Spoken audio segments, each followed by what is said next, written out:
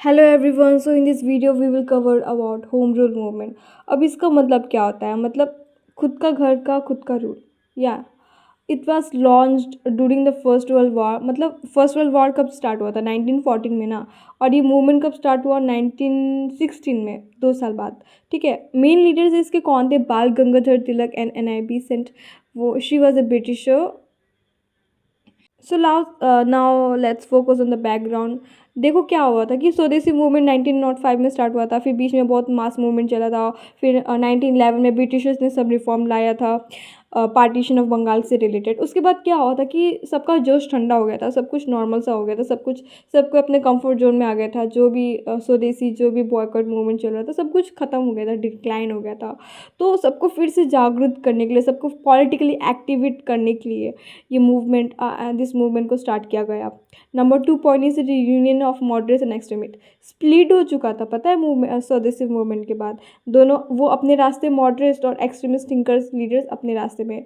तो जब 1916 में उनको फिर से रियलाइज़ हो कि नहीं, हम अगर यूनाइट हैं तो तभी इन ब्रिटिशर्स का कुछ हो सकता है। अगर हम स्प्लिट हो जाएंगे तो ये कुछ नहीं सुनने वाले। Number third is impact of first world war. देखो 1914 में ना फर्स्ट वर्ल्ड वार हुआ था, और इंडियंस के लोगों ने ना बढ़ चढ़ के ब्रिटिशर्स की हेल्प की थी। सोचा था कि अगर हम इनकी हेल्प करेंगे तो ये लोग हमें मतलब सेल्फ गवर्नमेंट, सेल्फ रूल के लिए मतलब कुछ तो रिलैक्सेशन देंगे, हेल्प करेंगे। बट ब्रिटिशर्स ने क्या किया कि कोई मतलब रिस्पॉन्स ही नहीं दिया, और ना ही कोई सेल्फ गवर्नमेंट रिलेटेड कोई मतलब बताया। तो इंडियंस बहुत गुस्सा हो गए थे, क्योंकि एक तो इन्होंने हेल्प भी किया, ऊपर से ब्रिटिशर्स ने कुछ सपोर्ट नहीं किया। Number fourth reason is influence of international event. देखो आयरलैंड में ना, आयरलैंड में क्या हुआ था कि वहाँ पे भी ब्रिटिश कंट्रोल था। तो उनको भी ऐसा फ़ील होता था कि ये ब्रिटिशर्स हमारे जो इंटरेस्ट है उसको सुनते नहीं हैं। हमें भी अपना खुद का रूल्स चाहिए। हम हर एक छोटी-छोटी चीज़ों के लिए इन ब्रिटिशर्स के पास नहीं जा सकते माँगने के लिए। So that is the reason why वहाँ से इंस्पिरेशन लिया हमने भी, और अपना खुद का मूवमेंट स्टार्ट किया। सी रविंद्रनाथ टैगोर बताते हैं कि there is a difference between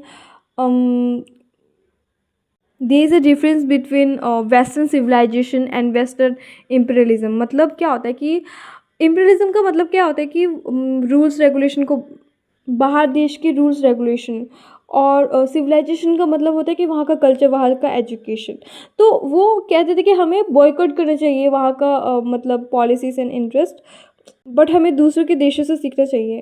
now we will discuss the important features of home rule movement. सबसे पहले की demand for self government. Canada और ऑस्ट्रेलिया वो भी ब्रिटिश गवर्नमेंट की मतलब वो थी, कॉलोनी थी, बट वहाँ उन्होंने भी डिमांड किया था सेल्फ गवर्नमेंट का, और वहाँ पे भी सेल्फ रूल है। तो मतलब हमारे देश के जो लीडर्स थे ना, तो उनका भी कहना ये था कि आप कंट्रोल करो, you can be the head, but we also want some home rule movement. हम खुद से अपने डिसीजंस खुद ही ले सके।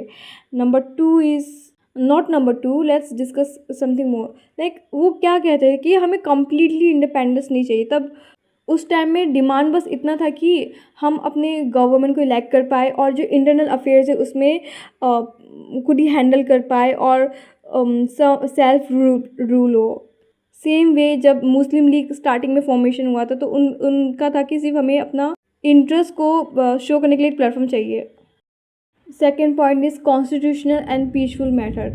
मतलब बिना कोई वॉयलेंस के लिए हम पीसफुली मेथड में प्रोटेस्ट कर रहे हैं, जैसे कि पब्लिक मीटिंग करना, लोगों को बताना, अवेयरनेस क्रिएट करना, न्यूज़पेपर के थ्रू, पॉलिटिकल कैंपेन के थ्रू। और पैम्पलेट का मतलब होता है कि छोटे छोटे बुक्स होते हैं ना, मैगजीन टाइप के, उसमें बहुत सारे पेजेस होते हैं, उसमें इंफॉर्मेशन को बांटना। So this are the method use during the time period to spread the awareness, and like it was a peaceful method also. Number 3 is political education and awareness.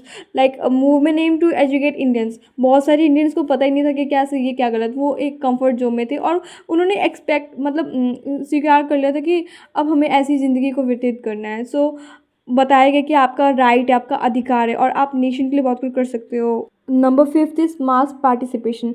बहुत सारे students, teachers, lawyers, middle class Indians और political activity ने participate किया था। We have seen like स्वदेशी movement जब चल रहा था, तब भी बहुत सारे स्टूडेंट्स एंड स्टूडेंट और कॉलेज जाने वाले बच्चों ने मतलब बॉयकॉट किया था। नंबर 4 पॉइंट में था कि न्यूज़पेपर का यूज़ करना, तिलक के केसरी और महात्रा तिलक के थे, और न्यू इंडिया और कॉमनवेल्थ बाय बीसेंट इनके थे। हमने हमने स्वदेशी मूवमेंट में देखा था कि न्यूज़पेपर बहुत ही इंपॉर्टेंट मीडियम था कि अवेयरनेस स्प्रेड करने के लिए। नंबर 6 पॉइंट में है कि ब्रिटिश गवर्नमेंट का क्या रिस्पॉन्स था। भाई उन्होंने फिर से सप्रेस करने की कोशिश की थी। वो डर गए थे कि अगर कोई यूनाइट हो गया तो उनका तो हो गया फिर। इवन बीसेंट को जेल में डाल दिया गया था। उसकी वजह से क्या हुआ कि इंडियंस और गुस्सा हो गए और बहुत मूवमेंट स्टार्ट हो गया।